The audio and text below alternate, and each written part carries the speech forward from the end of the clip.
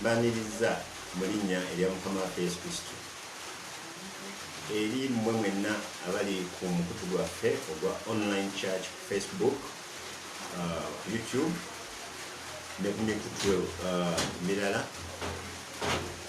Tuli mu biro mu Uganda wano mu lockdown, naye olwaleero olunaku Katonda lwe yateekateeka ng'ennaku endala. Mu studio nze omuweereza wa Katonda atenkanika, sinza atenkanika naye Katonda atenkanika, Wamala Joseph Salongo Tata Thunder. Tugenda kwebuulirira ku kigambo ky'okwenenya, okwatula ekibi tusobole okufuna okuddibwamu. Okwatula ekibi tusobole okufuna okuddibwamu. Confessing sin so that we may get God's reply or God's answer. Emirundi mingi mu bulamu bw'ensi eno tutera okuba nga tukola ebintu mu kumanya, mu butamanya, mu kulowooza ne mu kukola oba ne mu butakola. And we are always sinning, making sin after sin. Twonoona kibi, tujjawo kibi ku kibi, kibi ku kibi, naye nga tetuddayo kwenenya.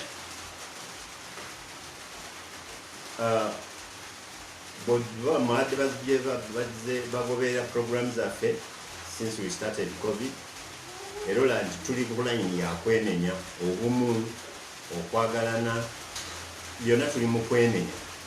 Kubanga Yesu Kristo atugamba nti bwe munaabeera ekimu, when you live in peace and in union, I will be there to protect. I'm there to protect you.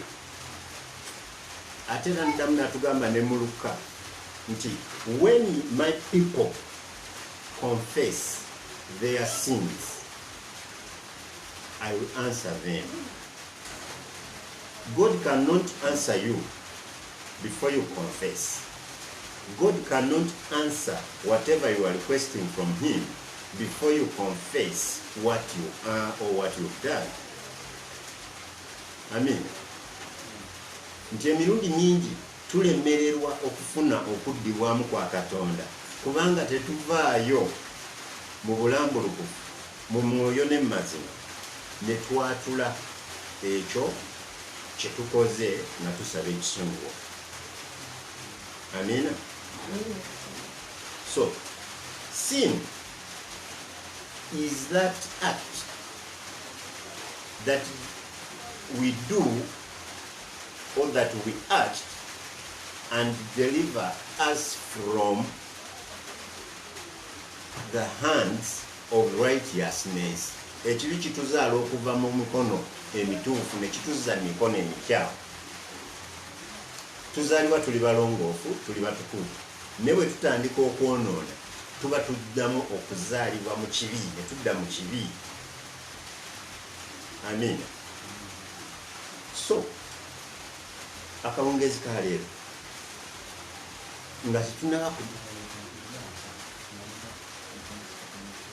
nga tetunnaba kwongera kyamaanyi nnyo, njagala tusome abali wamu nange, tugenda kusoma mu kitabo, kya Luka 18 chapter 18 verse 9 to verse 9 to 14.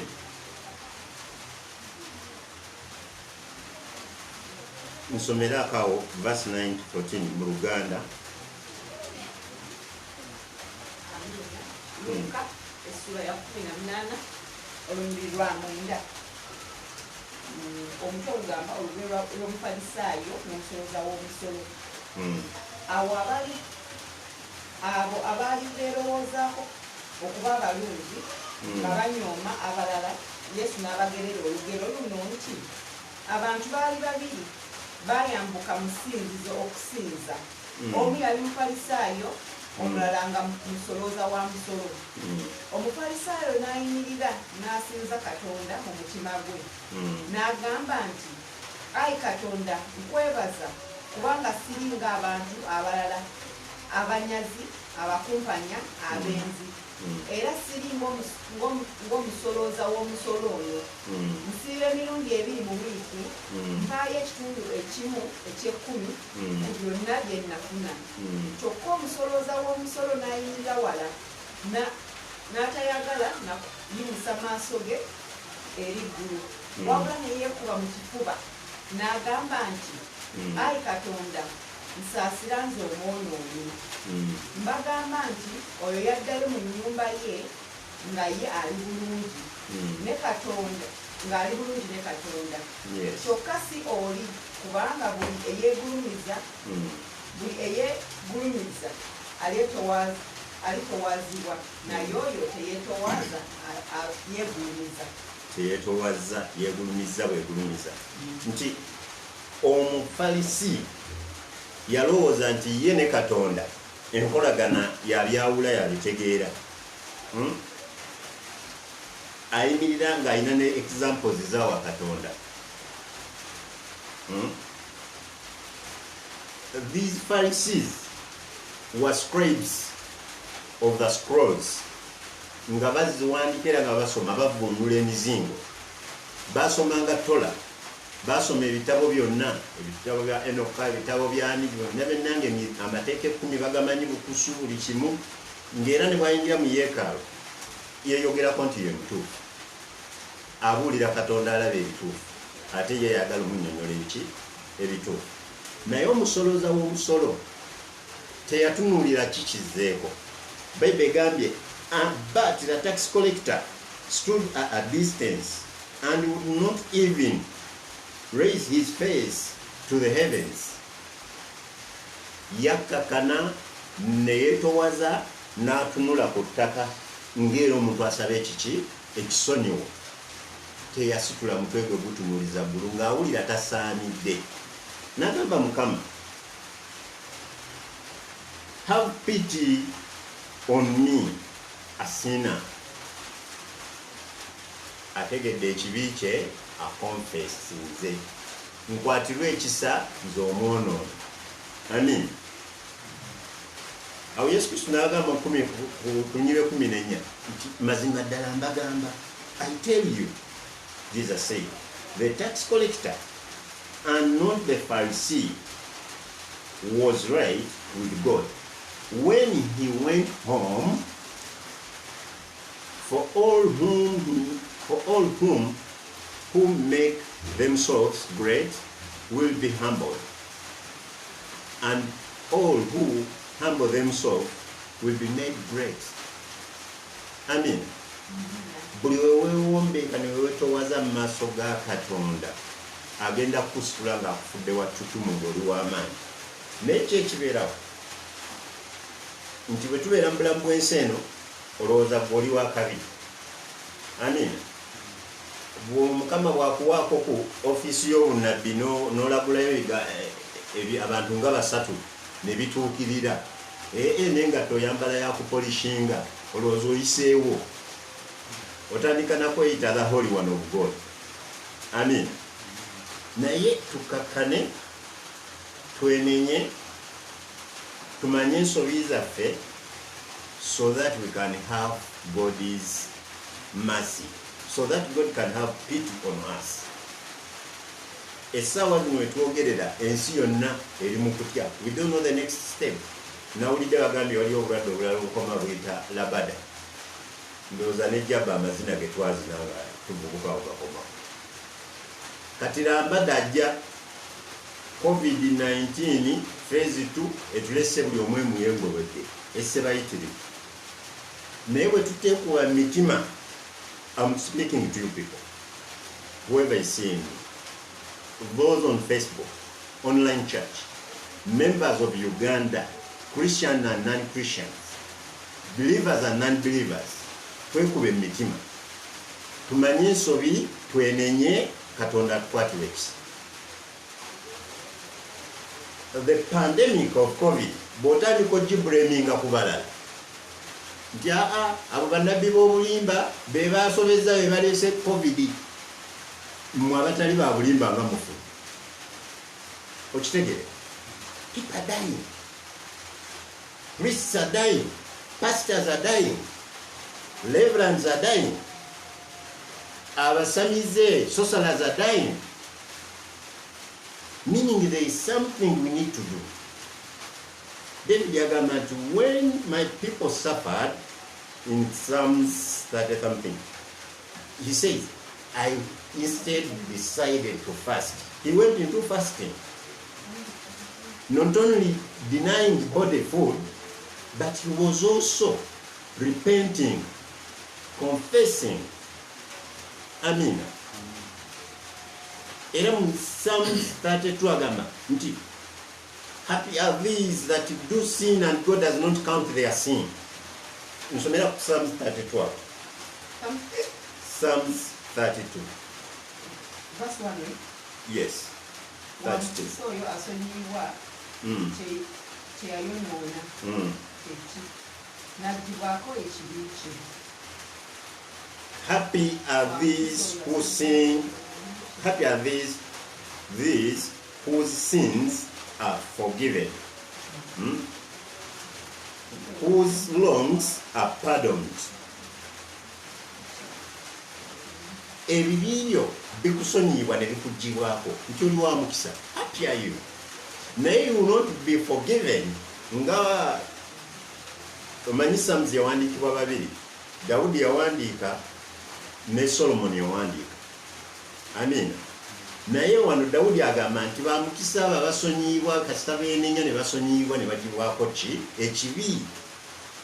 Ate bukirako okubiri era naddamu ku lunyiriri olwokubiri agamba nti happy is the one who God does not accuse of doing wrong and who is free from all besides, from all the sins, from all the evil things we've done. Oba wa mukisa. Naye eggwanga lyaffe, ensi yaffe, omugigi gwaffe guno gwe tulimu twenenye. Let us confess our sins. When we confess our sins, God is going to pardon us. Omutwe twagambye nti when God's people confess their sins, God will forgive them. Abantu ba Katonda bwe banayenenya ebibi byabwe ne babyatula ne byenenya obutaddamu bikola ng'omu tax collector bw'akoze, Katonda agenda basonyiwa. Pandemic egwewo. You people stop blaming whatever is happening to other people. Buli omu weenenye ky'okoze. Individual. Bw'omala gwe ng'omuzadde mwenenye nga family gwe n'omukyala. Bwe mumala mwenenye nga n'abaana bawe. Ne neighbor akole kyekimu. Ne neighbor akole kyekimu tumaleyo ensi yonna. Awo tulyoke tunoonye Katonda nga tuli balongoofu. Amen. Dolo genda kunsomerako Matthew 6:9-13. In fact, emanyikidwa. It's the normal framework. Kubanga abayigiriza babuuza Yesu Kristo. Omuyigiriza Rabbi, bwe tuba tusinza tusabe tutya? Matthew 6, that is chapter 6, verse 9-13. Bamubuuza nti muyigiriza tuba tusinza tusabe tutya? N'alyoka abateerako. Otuseemu. Yes. Yes. 9-13. Kale nno Katonda mumusabe nga bwemutubu. Kitaffe ali mu ggulu. Erinnya lyo lyatuwe nga bwe liri ekitukuvu. Obwakabaka bwo bujje. By'oyagala bikolebwe mu nsi nga ebikolebwa mu ggulu. Otuwe leero emmere yaffe etwetaaga. Otusonyiwe ebibi byaffe nga naffe wetusonyiwa abatukola ebitulumya. Totuleka kukemebwa naye otuwonye obubi. Kowa point eriki otusonyiwe ebiki Because whenever you confess and God forgives you, then kiriyo kiri wabwe tugenda kifuna mu bulamba bwakyo. Agambye nti kitaffe gwe ali mu ggulu, erinnya lyo ligulumizibwe.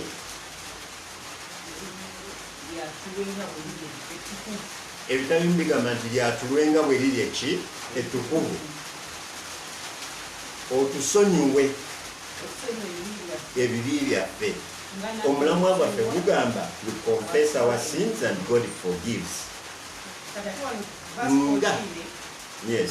Egamba bwe munaasonyiwanga abantu ensobi zaabwe, kitammwe ali mu ggulu nammwe anaabasonyiwanga. Kyokka bwe mutaasonyiwenga abantu, nammwe kitammwe tabasonyiwenga nsobi zammwe. Amina. Ekintu kyonna, the whole Bible, the whole essence of Jesus Christ coming from the throne and grave on earth with us here, shall create forgiveness, total forgiveness. And the true forgiveness comes from the heart. Tax collector yemenyanga ava mutima. The Pharisee yali azze kwewaana kulaga Katonda nti okkiriza ne bana abasukujjamu omusolo batuyimiridde kumpi. Owooluganda gwabuulira kigambo. Bw'oba ogenza okubuulira ekigambo, genda kuvuga myoyo, leka kutunulira munno kyakola. Accountability tejja kubeera kubuuza bameka b'okoze eki, b'olumiriza ku nsi nti bekola bakola bino. Amen. Tukole accountability erinunula omwoyo gwo n'emyoyo egikuliraanye. Sonyiwa abakozi obubi so that now you'll be forgiven. Confess your sins and forgive others and you will be forgiven. Amen. Yesu Kristo agamba nti ffenna bwe tuba twagala okubeera ekimu, twagala abalabe baffe. What wins the evil world is love. Bw'oyagala mulabewo, olwo oba omenyeemenya obwakabaka bwa Sitaani, teriyo kwagala. Mu bwakabaka bwa Sitaani waliyo ebintu bisatu: kill, destroy, scatter.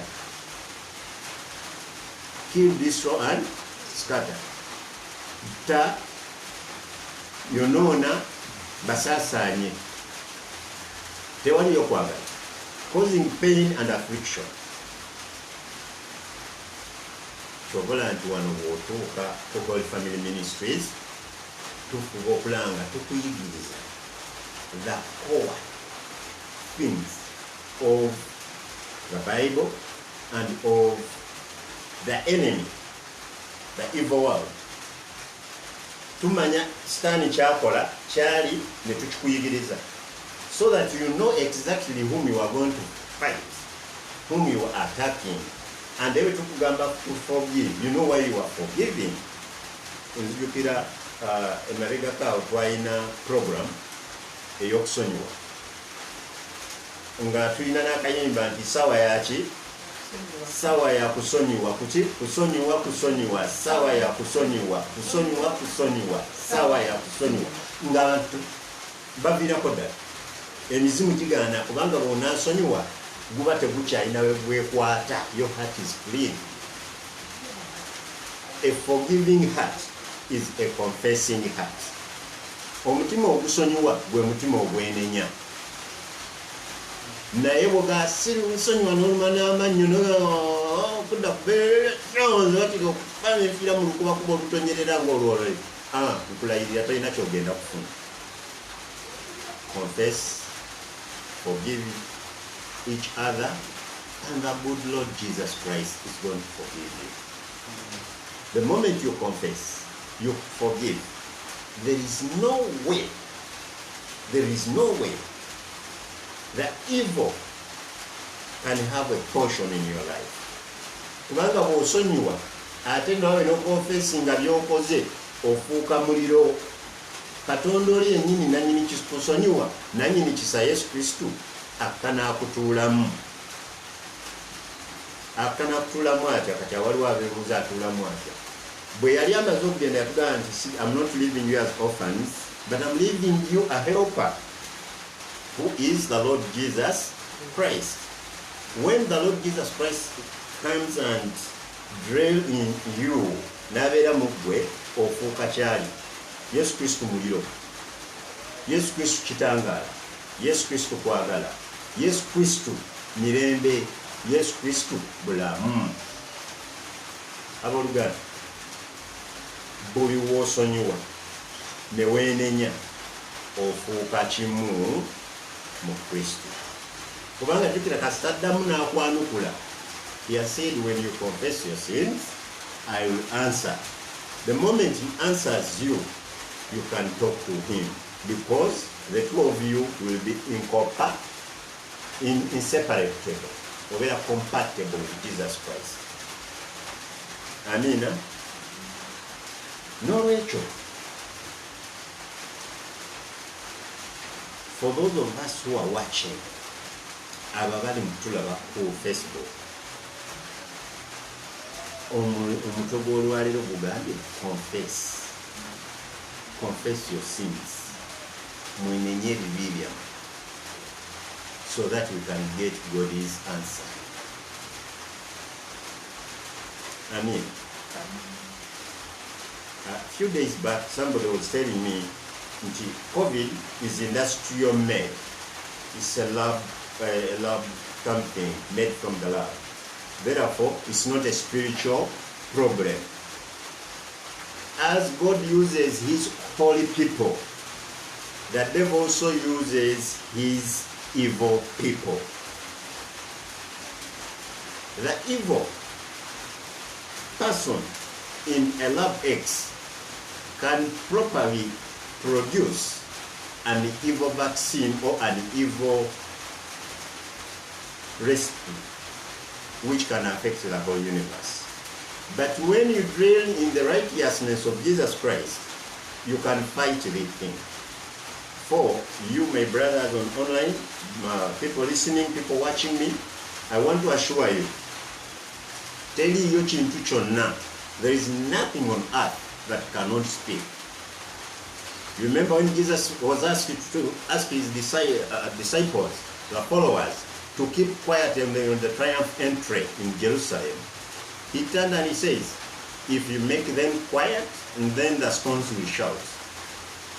This is a degree of how God can make anything talk. So if you are attacking the COVID, the coronavirus, the virus itself can speak, can talk. So whatever that can speak and talk, whatever is on earth can speak and talk. Therefore, that means it can exist in physical and in spirit. So whatever affects the body can affect the spirit. I mean, we can still confess our sins and we are out of the pandemic.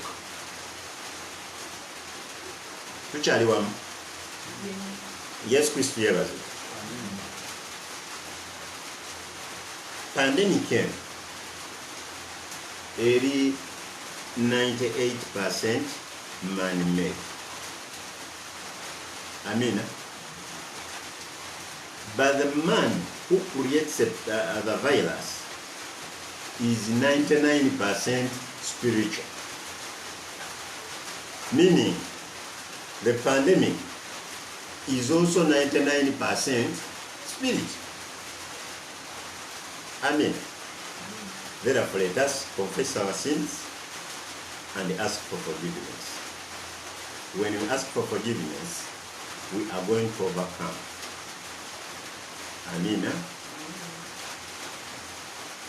Somebody was telling me Moses in the wilderness, when the people are being bitten by snakes, the Lord spoke to Moses to make a metallic snake made out of bronze and put it up. Whoever looked at the snake was healed.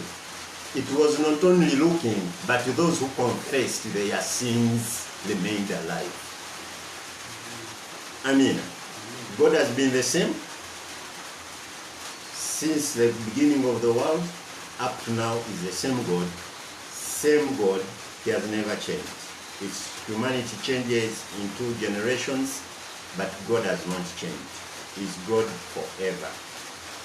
Therefore, the loving Lord Jesus Christ that has been with us since time up to date, he has asked us to forgive our sins, to confess our sins. Let us forgive each other so that we can also get God's pardon. Amen. I want to talk to somebody. Somebody says Rebecca testimony is online. He says, I confess all my sins unto you, Jesus Christ. Please set me free, Jesus Christ's mighty name. If Rebecca has done this and she has spoken with heart, from heart, Rebecca, I want to assure you, you are totally free, and the Lord has answered you. Amen. So let us confess from the bottom, the deepest bottoms of our hearts. Mubuziba bw'entobo z'emitima gyaffe. Mubuziba bw'entobo z'emitima gyaffe. There we can have full forgiveness. Amen. Kale nno tugezeeko okugoberera ebintu bino.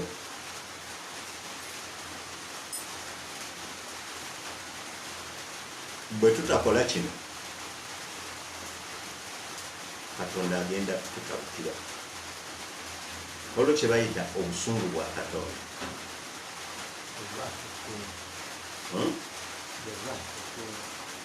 Wrath of God is a strong anger, very strong. It comes upon people who have rejected God. It comes upon people who have refused to confess their sins. It comes upon whoever believes in any other spirit other than the spirit of Jesus Christ. But I want to assure you, Jesus Christ is ready to receive everybody. He's ready to receive everybody. Owooluganda gwali eri ng'obadde obulokole owulira buwulire,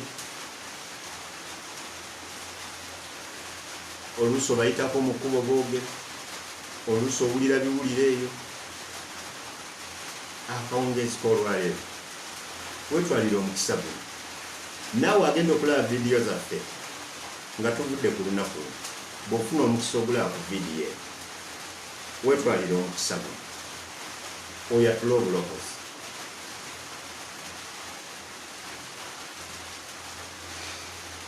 Obulokozi tubwatula tutya? Ky'omuntu akkiriza n'emmeeme ye n'ayatula naki? N'akamwa ke. Kkiriza nti kituufu wayonoona era wava mu makubo amalungi aga Katonda n'ogenda mu makubo g'omubisitaani. Oyatule nti okuva olwaleero Yesu Kristo nkwetwalidde okuba omulokozi w'obulamu bwange, nfuule ekitundu mu ggwe ate nange nfuuke ekitundu. Nfuule ekitundu mu ggwe nange nfuuke ekitundu mu nze. Mu ggwe nange tubeere kimu. Osobole okubuuka okufa kuno. Osobole okubuuka okufa okw'obutaddamu kubeera mulamu. There is death of the body, but there is also death of the spirit.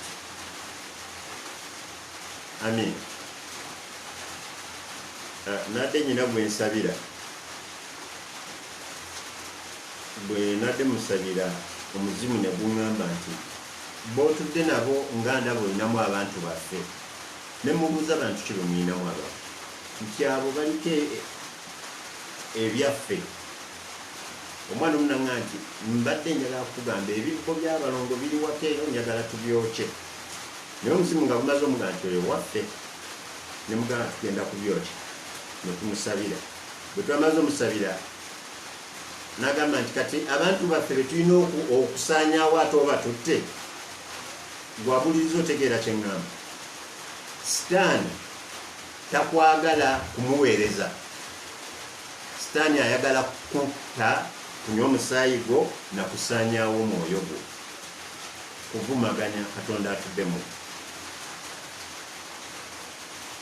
So akawungeezi k'olwaleero, I just feel like everybody, if possible, mwenenye tubeere nga Dawudi eyeenenyanga buli ssaawa. Buli ssaawa Dawudi yeenenya, yasobyanga ne yeenenya, yasobyanga ne yeenenya. Bayibega nti Dawudi had a heart, yalina omutima nga n'emmeme ya Katonda enoonya mutima gwa Dawudi. Lwaki egunoonya? Gwe mutima ogwenenya. He used to confess his sin and he repents. Confess your sins. God is going to answer us. Amina. Amina. Nga mmaliriza, confessing not only opens the heaven gates, but it also gives back the power of our tree of life. The power of the tree of life. The tree of life is your tongue. Olulimi gwe muti gw'obulamu. Ne bw'okonfessinga from the heart, n'oyatula n'omumwa gwo, n'osaba ekisonyiwo, Katonda agambye yajja kukuwuliriza. Naye nkugambye Katonda bw'akuwuliriza, n'omuti gw'obulamu oguli mu ggwe nga lwe lulimi lwo gudda bujja ne gutojjera. N'oba ng'osobola okugaba obulamu. Amin. Omuti guno we gutojjera, you will give life. Your tongue is a tree of life. So, confession is our way to go. Gwe mulimu ogutuli mu maaso. Bwe tutakonfessinga ne twenenya, we might not go through. Ne mu Zabbuli 32 agambye nti wa mukisa oyo akola ki? Ayatula ebibi bye ne bimusonyiibwa. Era n'addamu wasinaga nti wa mukisa oyo asonyiiddwa ebibi bye, Katonda n'atabibala nabbibala. Yesu Kristo bw'akusonyiwa taddamu kudda walinaga nti jjukira nawe olina kusonyiwa. Akusonyiwa ne kiggwa. Ate bw'akusonyiwa, making sure you walk in the line, in the path of righteousness. Bw'onaabeera omutukuvu ojja kubeera n'abatukuvu nga be bakwetoolodde. Bw'onaabeera omubi era ojja kutambuliranga n'ababi. Evil will move with evil. Teri nzikiza etambula na kitangaala. Teri nzikiza etambula na kitangaala. Bw'oneenenya ne weenenya ne weetowaza, ogenda kufuuka kitangaala ng'era otambula na kitangaala. Bw'oteenenya ogenda kubeera nzikiza era otambulenga naki? Na nzikiza. Amin. N'olwekyo abali ku online church, Yesu Kristo abawa omukisa. Naye kyenjagala tubakola fenna abalaba abawuliriza, twenenye, twatule ebibi byaffe, baako weweggalira, wenenye ggwe n'emmeeme eyo, oyatule n'akamwako, ekisa kikyaliwo. Yesu Kristo akusaasire era akusonyiwe byonna, ate era akuddemu. N'ebyo n'ebibadde bibaluma, enzikiza ebadde ekyabatambuliramu egenda kufula. Abantu bangi bafudde, bangi balwadde, naye ng'ogenda otunulira ekisinza okuleeta ebintu bino, tulemeddwa okwenenya ebibi byaffe mu mwoyo era ne mu mazima. Twenenye so that our good friend, Lord Jesus Christ, can answer us, can also give us protection, because we shall be worthy to be protected. Nzijukira nga tukyalima nga tosobola kupaakinga bijanjaalo mu kutiya nga birimu ebisusunku, bamalanga biwewa, ate mu kuwewa ebyavunda amazzi ebyafa mu nkuba awo byonna babijjamu, ebirungi nabiteeka mu kutiya ne babisiba obutaliwa buwuka. Kati naawe ono bwe weenenya oba oggyemu byonna byonna ebibadde bigenda okuleetera okuvunda mu mubiri ne mwoyo. Yesu Kristo yeebazibwe. Abali ku online nandyagadde okwongera obbagumya nti wadde amakanisa gaasibwa, amasinzizo gonna gaggalwa, Yesu Kristo ow'ekabowa tebamuggalanga. Gw'atudde mu ddiiro lyo, ali mu kiyungu, ali wonna w'oli ng'olaba, nkukakasa emabegawo bamalayika bamwe mutuukirivu bwe bakwetoolodde, ate n'omukono gwa Mukama Katonda wange Yesu Kristo guli mu kuyita.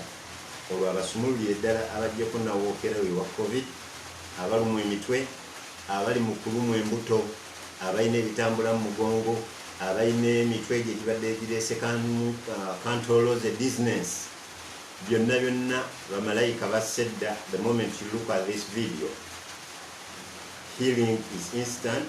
Your part is only to confess and be free with all the iniquities. After confession, you are free in Jesus Christ's mighty name. Amen.